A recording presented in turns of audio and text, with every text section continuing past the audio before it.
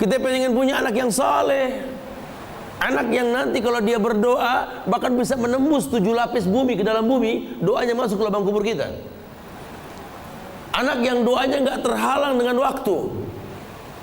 Anak yang doanya sampai ke langit yang paling tinggi sekalipun. Waladin salih yad'ulah. Anak yang saleh yang mendoakan orang tuanya.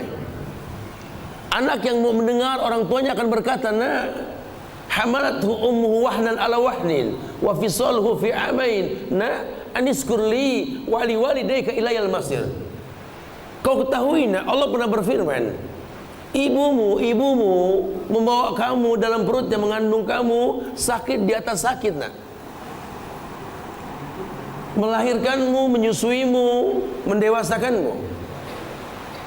Allah bilang, aniskurli wali walidayka ilayal masirna. Kalau sampai kamu nggak bersyukur sama Allah, rugi, nak.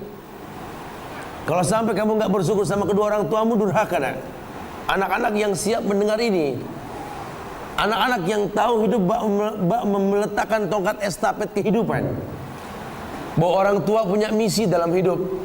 Tugas anak ini memaksimalkan misi tersebut. Mungkin orang tuanya nggak tuntas, dia akan yang menuntaskannya. Masya Allah, ya. Seorang ibu yang paham bahwa anak tercipta untuk beribadah, maka sejak menimang dalam kandungan maupun setelah dia lahir, menimangnya ketika setelah lahir, ini yang keluar adalah ayat. Anak cuma nggak bisa ngomong, bisa ngedenger. Imam Syafi'i bisa hafal di usia 7 tahun, hafal 30 juz.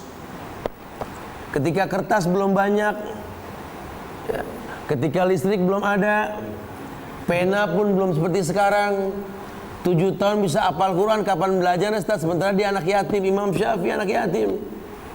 Ulama mengatakan ibunya madrasah untuknya. Ibunya menimang dengan ayat, ya. Ibunya penghafal Quran, menimang ayat, anak juga dengan ayat. Amma yatasaaluna anin naba'il azim. Menidurkan anak pun tabarakalladzi biyadihil mulk, dan seterusnya. Alif lam mim tanzilul kitab, dan seterusnya. Dia baca sunnah-sunnah di dekat anaknya, sehingga anak mendengar, cuma belum bisa ngomong. Dia mandikan anaknya. Ketika melangkah ke kamar mandi, dia tahu kaki kiri dulu. Allahumma inni a'udzubika minal khubsi wal khaba'is. Bawa anaknya dia mandi, anaknya dengar terus. Keluar juga gufronaka, selesai.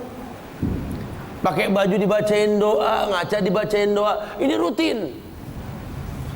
Ini anak nanti yang pertama dia ucapkan, yang dia dengar, yang sering dia dengar.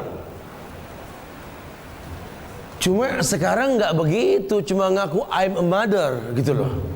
Lawang anak di tangan babysitter, ibunya sibuk ngaji, anak di mana tahu? Padahal ngaji bagus, cakep. Cuma kalau ngaji buat diri sendiri, buat apa? Ini ilmu la yuntafa'u bi namanya. Ilmu yang nggak bermanfaat, pohon tapi nggak berbuah.